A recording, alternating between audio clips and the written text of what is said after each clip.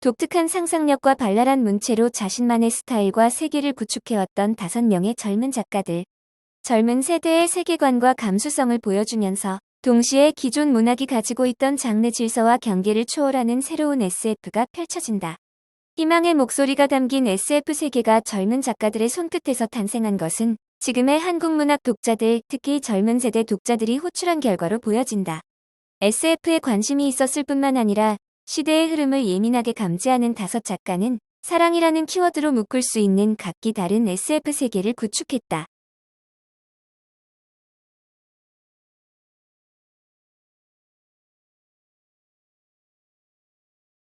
어린이에 대해 생각할수록 우리의 세계는 넓어진다. 양육이나 교육, 돌봄을 맡고 있는 사람이 아니라면 우리 곁에 어린이가 있다는 사실을 의식하지 못한 채 살아가기 쉽다. 10년 남짓 어린이 책 편집자로 일했고 지금은 독서교실에서 어린이들과 책을 읽는 김소영은 어린이의 존재를 더 잘 보이게 하기 위해 부지런히 글을 쓰고 목소리를 내왔다. 어린이를 더 잘 이해해보려는 노력은 나 자신을, 이웃을, 우리 사회를 구석구석까지 살피려는 마음과 다르지 않다. 이 책을 통해 우리는 모두가 경험하지만 누구도 선뜻 중요하다고 말하지 못했던 어린이에 관한 이야기를 비로소 시작해 볼 수 있을 것이다.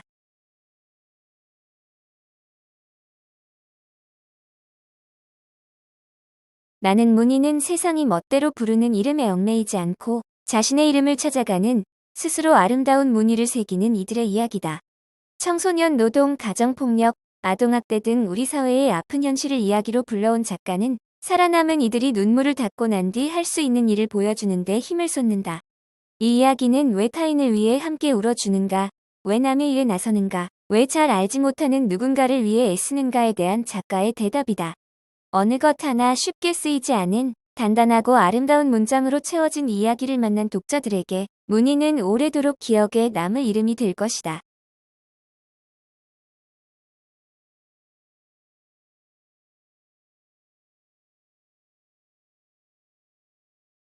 우리는 알게 모르게 법에 영향을 받는다. 특히 청소년은 범죄에 노출되기 쉽고 청소년 범죄의 강도는 점점 높아지고 있기 때문에 법에 대해 제대로 아는 것이 중요하다. 어떻게 하면 청소년들이 스스로를 지키고 세상 밖으로 당당히 걸어나갈 수 있을까? 권리 위에 잠자는 자는 보호받지 못한다라는 격언이 있듯 법에 대해 알아야 나를 제대로 지킬 수 있을 것이다. 이 책은 청소년들이 험난한 세상으로부터 자신을 지킬 수 있게 도와주는 첫걸음이 될 것이다.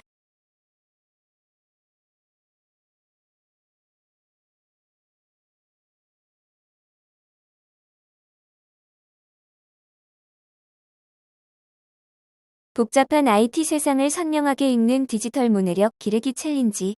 IT 지식은 분명 복잡하지만 인생처럼 혼잡하지는 않다. 필요한 지식을 습득하면 막연한 불안감에서 벗어나 디지털 지구가 제시하는 도전과 기회에 적극적으로 대처할 수 있다. 호기심 세포는 있는데 실천 세포는 없다면 이 책이 딱이다. 1일 1로그 100일 완성 IT 지식 챌린지에 각 꼭지를 언제 읽을 것인지 퀘스트 날짜를 적어보자. 계획한 날짜에 읽었다면 퀘스트 성공. 하루하루 성공 기록을 쌓다 보면 한 번 배워 평생 써먹는 IT 근육을 갖게 될 것이다.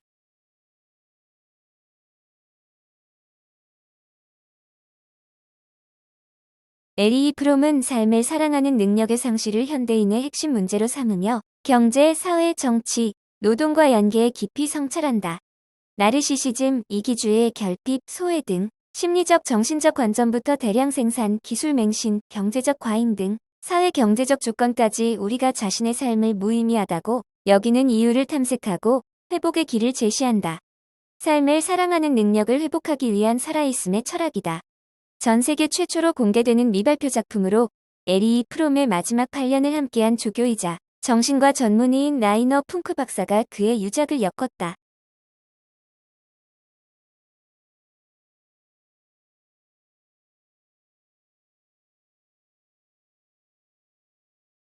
한국 사회를 변화시키거나 우리의 태도를 바꾼 법이 된 사람들 7명의 이야기를 담았다.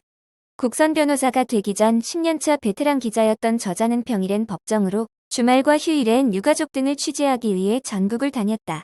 평범한 이들이 법을 만들어내기까지 그 지난 시간을 증거로 남기는 것이 우리의 책임이라고 생각해서다.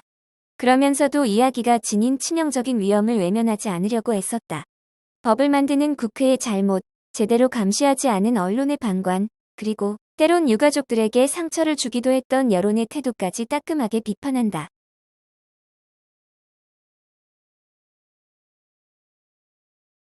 동심을 찾아 떠나는 별자리 여행. 밤하늘 별들의 이야기를 만화로 담은 그림 에세이로 누구나 쉽게 읽고 함께 이야기할 수 있는 책이다. 봄부터 겨울까지 계절별 별자리와 별자리에 얽힌 신화 이야기, 길잡이가 되는 별을 찾는 법, 별의 밝기, 지구와 태양, 달의 움직임, 태양계 행성까지 도란도란 들려주는 별 이야기는 꿈과 호기심 가득했던 어린 시절을 떠올리게 한다. 반짝이는 밤하늘을 바라보며 신비로운 미지의 세계를 상상하기도 하고, 언젠가 읽었던 재미있는 신화를 그려보기도 하고, 마음 깊은 곳에 별처럼 빛나는 나만의 꿈을 품어보기도 했던 그 순수한 동심을 찾아 오늘은 별자리 여행을 떠나보자.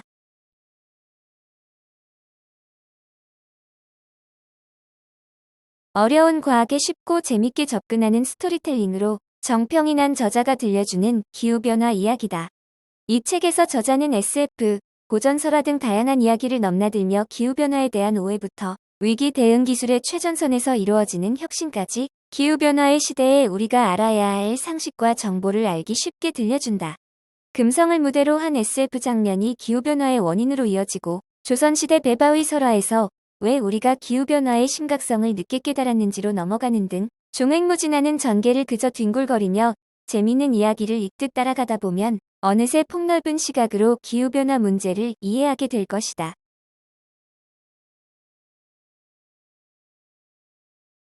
철저한 고증과 사실적 기록에 입각한 조선시대 전염병의 역사.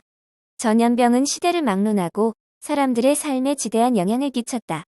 조선시대에도 전염병이 유행하면 기본적으로 격리하는 조치를 취했다. 의서를 편찬하는 일은 국가적 사업이 되기도 했다. 과거 선조들이 전염병을 극복해 나간 역사를 한 권의 책으로 남기는 것이 의미 있는 시대다. 그 옛날 전염병의 지긋지긋한 기억을 담은 말들은 오늘날에도 사용되고 있다. 모든 조건이 지금보다 훨씬 열악했던 조선시대에 우리 선조들이 전염병을 극복해 나간 역사는 코로나19 시대를 살았고, 그 끝자락을 지켜보고 있는 우리에게도 중요한 자산이 될 것이다.